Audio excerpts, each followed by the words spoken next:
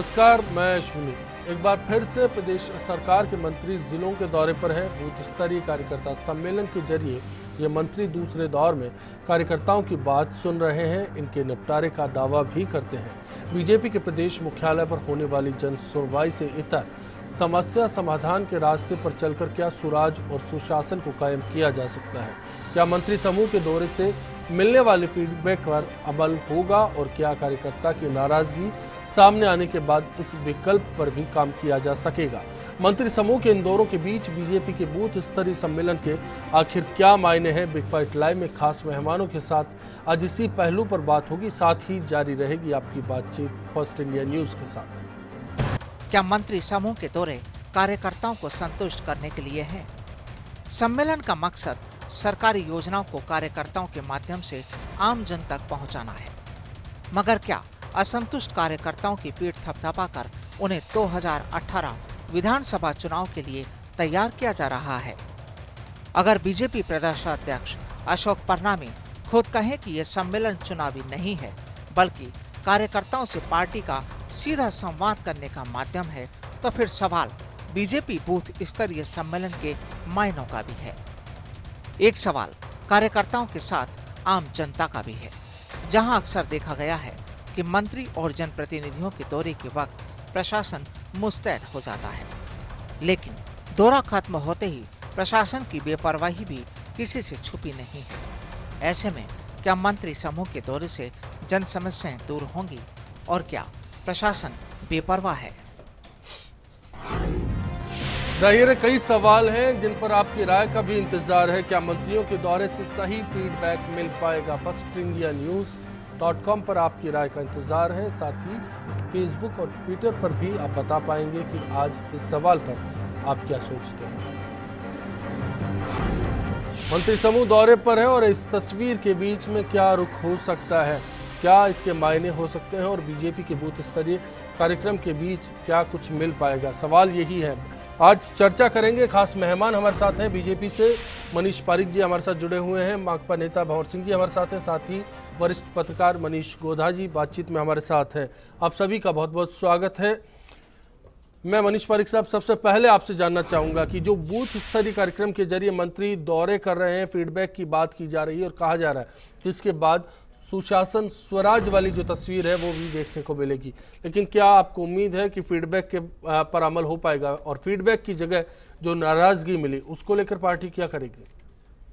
वो नाराजगी नहीं है, वो बात है, कार्यकर्ताओं की प्रॉब्लम है, समीक्षा है और वही फीडबैक है। मुझे लगता है अश्विनी जी, जो बीजेपी की सरकार जब से आई है, 2 अभिनव प्रयोग उन्होंने किए कि पूरी सरकार संभाग स्तर पर चली गई, वहाँ पे जनता से मिली, सब मंत्री और प्रशासन वहाँ मौजूद रहा। ऐतिहासिक दूसरा काम ये हो गया कि हर जिले में 5-5 मंत्री एक साथ 2 दिन के लिए, तो वो एक फेज में तो कार्यकर्ताओं की बात सुनते हैं और दूसरे फेज में उनको सोल्यूशन करने की बात करते हैं। तो ये एक ऐतिहासिक काम है। इक्का दुक्का कोई बात हो सकती है, कभी कभी कोई प्रचार पाने के लिए भी कर सकता है जनरली, लेकिन इन जनरल आप देखेंगे कि एक विधानसभा में लगभग 200 बूथ होते हैं और अगर आप देखें कि 15 जिलों के हिसाब से इसमें 100 विधानसभाएं कवर हो चुकी है और उस हिसाब से 2000 बूथ कवर किए हैं और घटना कितनी है? कोई इक्का दुक्का हर बार हो रहा है, हर रोज हो रहा है, हर बैठक में हो रहा है। ये तस्वीर देखने को मिल रही है। चंद जो आज की घटनाएं हैं, कल की घटनाएं हैं हमने पेश की। इससे पहले मंत्री समूह 4 जिलों के दौरे पर रहा, तब भी ऐसे ही हालात रहे। इसीलिए जानना चाहता हूं कि क्या बीजेपी अपनी उम्मीदों पर खरा नहीं उतर पाई, कार्यकर्ताओं को संतुष्ट नहीं कर पाई और मंत्री समूह ऐसे हालात में क्या फीडबैक देकर आएगा? पूरे दिन भर में 2000 लोगों में से 2 लोग अगर कोई बात कहते हैं, करते हैं, चिल्लाते हैं, बाहर जाते हैं, कुर्सी फेंकते हैं, तो मुझे लगता है कि एक नेग्लिजिबल बात है। लेकिन हाँ, फिर भी उसकी जो सिंसियरिटी से सुनवाई करके और दूर करने की जो कवायद है, वो बाकी बचे शांत बैठे कार्यकर्ताओं को भी भरोसा दिलाती है कि ऑर्गेनाइजेशन सिंसियरली वर्क कर रहा है और सरकार ने जितने काम करे हैं 5 मंत्रियों के मुंह से सुनकर उनको याद तो आता ही है। दूसरा, उनको ये भी लगता है कि हमको इस बारे से हम क्या लाभ ले सकते हैं। तो मुझे लगता है एक 100% फ्रूटफुल प्रोग्राम है जिसका रिजल्ट निश्चित तौर पर दिखाई दे रहा है। भंवर सिंह जी, आप मनीष पारिक साहब की बात से इत्तेफाक रखेंगे? जितना इजी ये बता रहे हैं सब कुछ उतना ही आसान है या फिर आज कहीं ना कहीं कुछ गलत हो रहा है बीजेपी के भीतर? जो कार्यकर्ता खुलकर कहना चाहता है, एक मंच मिला लेकिन वहां भी धक्के मिलते हैं। नहीं देखो, मनीष जी जो बोल रहे हैं वो बिल्कुल गलत बोल रहे हैं, क्योंकि ये एक प्रवक्ता है बीजेपी के, तो इनकी मजबूरी है यहाँ ये बोलने की। हकीकत सारी स्थिति इसके विपरीत है, क्योंकि आज बीजेपी जो एक अनुशासित पार्टी कहलाती है उसका ढांचा कैसा हो गया ये आपको देखने को रोज मिल रहा है टीवी के ऊपर। आज मंत्री जाके कार्यकर्ताओं को बेवकूफ़ बना रहे हैं एक तरह से। अब वो बेवकूफ़ बने कैसे? आज इन्होंने काम क्या किया ये तो बताएं। ये कि साहब मंत्री समूह जो बोल रहा है कि साहब हमने काम किया, जनता तक पहुंचा, इन्होंने काम क्या किया पता है? जिंदा लोगों को मृत घोषित करके उनकी पेंशन बंद कर दी। राशन में जो राशन मिलता था वो अंगूठे के नाम पर, मशीन के अंगूठे के नाम पर वो राशन बंद कर दिया है। इन्होंने जो जमीन अधिग्रहण बिल जो दिल्ली से कैंसिल करवा पाए सारे के सारे लोग विपक्ष लग करके, राजस्थान में किसान की जमीन अधिग्रहण करने के लिए विशेष क्षेत्र घोषित करके जो है जमीन को एक्वायर करने के लिए जो है कार्रवाई शुरू कर दी। अगर नहीं देगा तो उसके ऊपर 10,000 से लेकर 3 लाख तक का जुर्माना और 3 महीने की सजा तक का प्रावधान कर दिया इन्होंने। आप देखें राजस्थान में 15 लाख नौकरी देने की बात की थी, युवाओं को किस तरह बेवकूफ बनाया है। आज जो रिटायरमेंट हो रहे हैं लोग सरकार के अंदर, आज उनको आधी तनख्वाह पे उन रिटायरमेंट लोगों को 60 साल के बाद में पुनः उसी काम पर रखा जा रहा है। तो युवाओं के साथ कितनी बड़ी गद्दारी है सरकार कर रही है, जिसने कहा था कि 15 लाख लोग को हम रोजगार देंगे। आज वो रोजगार देने के बजाय रिटायरमेंट लोगों को रख के संविदा के रूप में एक तरह से बाउचर पे उनको रखती है, उनका भी शोषण। और जो नौजवान जिसको ये आशा थी कि मुझे रोजगार मिलेगा रिटायर में, उसको भी रोजगार नहीं। ये जो नाराजगी है, मेरा पूरा अगर केंद्र है तो बातचीत का वो है ये बूथ स्तरीय सम्मेलन, ये मंत्रियों का दौरा, क्या इससे कुछ हासिल हो पाएगा? आपको लगता है ये जो कवायद है सम्मेलन कर रही है वो इस बात को लेकर कर रही है कि 3 साल में सरकार ने जनता का शोषण किया है। आज जनता सब जगह इनकी बगावत कर रही है। बीजेपी के लोग इस सरकार के पक्ष में खड़े नहीं हो पा रहे हैं, तो ये उनको कर रहे हैं। आप देख रहे हैं मंत्री जा रहे हैं, 100-100, 150-150 लोग मंत्री की मीटिंग में नहीं है। यहाँ छोटी सी मीटिंग हम करें ना तो हजारों लोग आ जाते हैं आज भी सुनने के लिए। इनके मंत्री दिल्ली से आ रहे हैं, उसको सुनने के लिए कोई तैयार नहीं है। तो आपको पता चलना चाहिए फीडबैक क्या है। कहा बीजेपी का कार्यकर्ता मरा पड़ा इस समय, उसकी हालत यह है, वो खुद कहता है यार ये अच्छे दिन आगे साले, सब्जियों के भाव देखो मंडी में। अभी परसों एक बीजेपी का बहुत ये एक पहलू है और मनीष पारिक साहब से इस पर भी बात करेंगे। कांग्रेस विधायक घनश्याम मेहर जी फिलहाल चर्चा में हमारे साथ अब जुड़ चुके हैं। घनश्याम मेहर साहब, मंत्रियों का जो दौरा है, जिलों का रुख करते हैं, दूसरा दौर अभी चल रहा है, मैं जानना चाहूंगा उस पर कांग्रेस का क्या रिएक्शन है? कांग्रेस को क्या लगता है, एक लाजमी बात है सरकारें ऐसा करती है या फिर कुछ अलग हो गया? अश्वनी जी, ये बहुत दुर्भाग्य की बात है।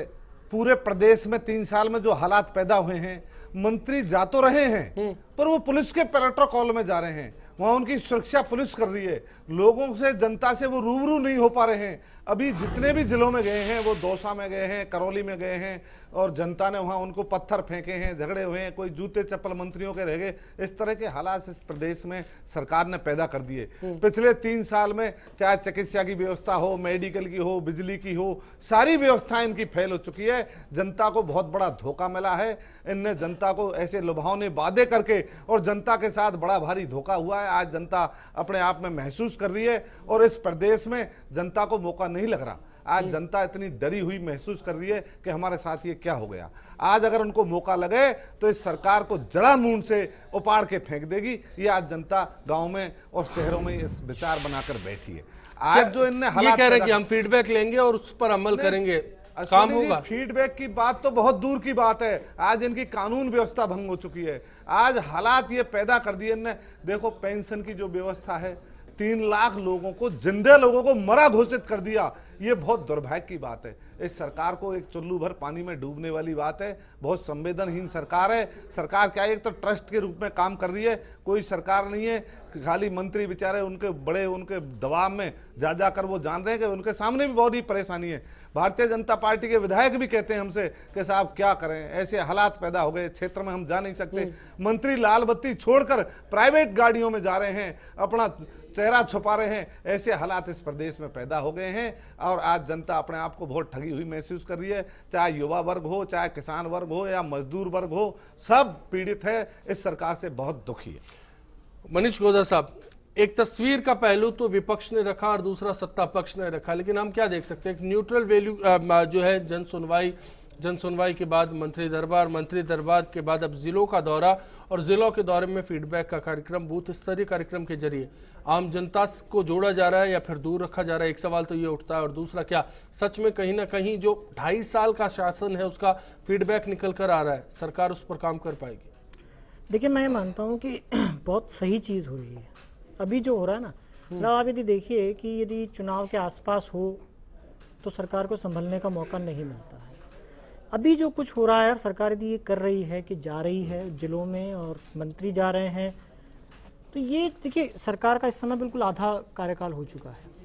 और इस बार दो चीज़ मैं देख पा रहा हूँ बीजेपी की गवर्नमेंट में, कुछ हद तक एक ये पश्चिम बंगाल का सा मॉडल है कि जहाँ पे कार्यकर्ता को फ्रंट में रखा जा रहा है। यदि आप वहाँ पे वाम दलों की सरकार देखते थे पश्चिम बंगाल में, तो वहाँ पर हर चीज़ कार्यकर्ता के हाथ में होती थी। कार्यकर्ता ही जो है लोगों की सुनवाई करता था और वो आगे तक बात पहुँचाता था। कुछ इस तरह का मॉडल इन्होंने अब की बार यहाँ भी किया कि जन सुनवाई हम करेंगे तो कार्यकर्ता के जरिए जो आएगा उसको हम लेकर के जाएंगे। ये अब की बार यही चीज़ दूसरी देखने में आ रही है कि जब 2.5 साल हो गए हैं तो मंत्री जा रहे हैं, कार्यकर्ताओं से बात कर रहे हैं, पूछ रहे हैं कि आपकी क्या समस्या है और इसका क्या रास्ता आगे निकल सकता है। ये बिल्कुल एक राइट टाइम है जब आप जनता के बीच में जाएं, जब कार्यकर्ता के बीच में जाएं और ये पता कर लें कि 2.5 साल में हम कहाँ खड़े हैं, आगे के 2.5 साल की रास्ता हमें आगे क्या करना है। तो मुझे लगता है कि ये एक बहुत अप्रोप्रिएट टाइम है और जो कुछ हम देख रहे हैं ये तो लेकिन होना है। हमने देखा जन सुनवाई का दौर जो है, एक मंत्री दरबार बीजेपी के दफ्तर पर लगा, सरकार संभाग में गई, जिलों के दौरे पर भी है, और उसके बाद एक ये नई एक्सरसाइज बीजेपी संगठन और सरकार ने मिलकर शुरू की है, जिसमें संगठन के कुछ लोग और सरकार के 3 या 4 मंत्रियों का ग्रुप जाता है, लोगों को मिलता है, कार्यकर्ताओं को मिलता है। खासतौर पर बूथ स्तरीय कार्यक्रम इस दौरान आयोजित किए जाते हैं। तो सवाल इसका है कि जो फीडबैक मिलेगा और जो समस्याएं मिलेगी उनके निस्तारण की प्रक्रिया क्या वैसे ही होगी जो ढाक के 3 पात देखते आए? देखिए मैंने कहा ना, इसमें तो मंशा का बहुत बड़ा फर्क है। यदि सरकार सिर्फ एक दिखाने के लिए सब कुछ कर रही है तब तो मुझे नहीं लगता कि आगे भी कुछ होगा। लेकिन यदि वास्तव में किया जा रहा है और उसके पीछे एक मंशा है कि हम ये देख लें कि 2.5 साल में हम कहाँ थे और अब अगले 2.5 साल में हमारा रूट क्या मतलब होना प्रैक्टिकल चाहिए। एक्सरसाइज तो है, प्रैक्टिकल एक्सरसाइज है अपने आप में, और इसके अच्छे नतीजे निकल सकते हैं यदि अच्छी मंशा के साथ किया जाए, यदि सही मंशा के साथ किया जाए। इसका एक दूसरा पहलू भी है जो बड़ा इंपॉर्टेंट है।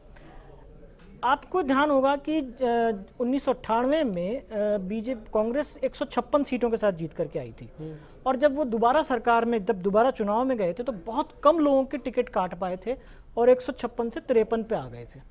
कुछ वही स्थिति कांग्रेस बीजेपी की है इस बार। 160 विधायक हैं। इन 160 विधायकों में से कितने लोगों के टिकट चुनाव के समय काटे जाएं, ये बहुत बड़ा टेंशन होता है और बहुत बड़ा टेंशन होने वाला है। ये जो एक्सरसाइज जो मुझे लग रही है, जो पिछले कुछ समय से चल रही है, सरकार जा रही है, मंत्री जा रहे हैं, ये एक्सरसाइज कहीं ना कहीं उन विधायकों की बारे में फीडबैक लेने का भी एक तरीका हो सकता है कि जब ये चुनाव में जाएं तब ये लोगों को बता सकें, उस विधायक को बता सके, जब अपना टिकट क्लेम करे तो ये बता सके कि देखो भैया तुम्हारे बारे में कार्यकर्ता की और जनता की ये फीडबैक थी हमारे पास, अब बताओ तुम्हें टिकट कैसे दें।